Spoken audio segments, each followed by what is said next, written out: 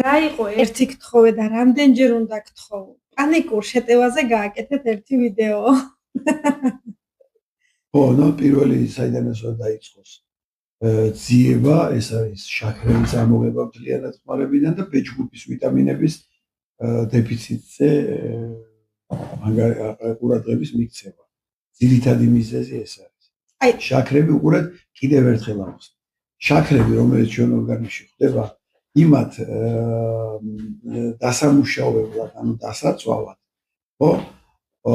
მიტოქონდრიებში ხდება მის დაწვა, ამისთვის პრეკურსორებით, ანუ კომპონენტი ერთ-ერთი მიტოქონდრია შაქართან ერთად ჭირდება B1 ვიტამინი.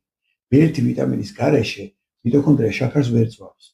B1 ვიტამინი ზოგადად ცოდა პროდუქტში შედის და სავარაუდოდ ჩვენ იმის დეფიციტი მოდულიურ ჟირში გვაქვს. ან მეორე, რომც მიიღო დიდი რაოდენობით B1 ვიტამინი, თუ კუჭის მჟავიანობა დაქვეითებული გაქვს, ვერ იწვისებ. ამიტომ უმეტეს მოსახლეობის დიდ ნაწილში, ალბათ 70-80% შეიძლება მეჩიც B1 ვიტამინის დეფიციტი და B1 ვიტამინი მთავარი ვიტამინია ჩვენი ნერვული სისტემის.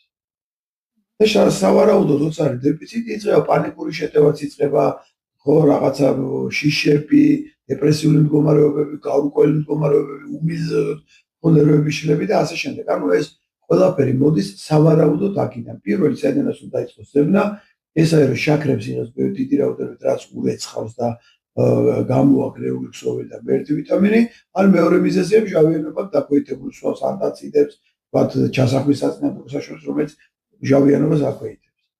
აქედან უნდა დაიწყოს ზებნა და თუ ვერ იპოვიან, მე კონსულტაციას მოწამე. B ჯგუფის ვიტამინები რითი უნდა შევიცვლოთ? ანუ კონკრეტული დამისახელი რომ საფუარა. ეხლა ერთი წუთი საფუარას ვერ გავხსნი წყალში და ვერ დავლევ. ხო, ნუ არის ცოტა ყველაფერშია. ხა მზესუმზირაშია, მაგრამ მზესუმზირაში ომეგა-6 არის და ამიტომ თავს ვერ ვანებებ. ხო, ეგა, ნუ ცოტათი არის გოგრის თესლშიც. არის რაღაც პროცესი, ყველაფერი ეს ზებილად არ მახსოვს, მაგრამ B-ჯგუფის ვიტამინები არის ბოსნეულშია. უბრალოდ წყალში ხსნადი. და ყოველდღე უნდა და ამიტომ დეფიციტის შევსება ბუნებრივ რეჟიმში. როგორც გახსოვთ, როდესაც არის ნერვული სისტემის პრობლემები, გაფანტული სკლეროზი, მიასთენია, ხო, გრავისი, ან რა ვიცი, ქვეყანა დაავადების ნერვული სისტემის პათოლოგიით მიდის, იქ აუცილებელია B-ჯგუფის ვიტამინებთან ერთად ნათქვამი მაქვს რამდენ ვიდეოში, ნახევრად სინთეზური B1 ვიტამინი, ანუ ჩვეულებრივი ვიტამინის ქვია თიამინი და ნახევრად სინთეზური ბენფოთიამინი. და სხვა შორის რამდენიმე კომპანია ალფა-ლიპიდური ჟავასთან ერთად უშვებს. აი ის კარგია იმიტომ, რომ წყალში ხსნადი თიამინი მიელინურ გარს ვერ გადის. ხო. ცხიმში ხსნადი უნდა და ცხიმში ხსნადი გადის და შედის ნერვულ ქსოვილამდე. გამოიყენეთ ბენფოთიამინი. აფთიაქში რა შევალთ, მასე უნდა ვიკითხოთ. აფთიაქში არ არის ეს პროდუქტი.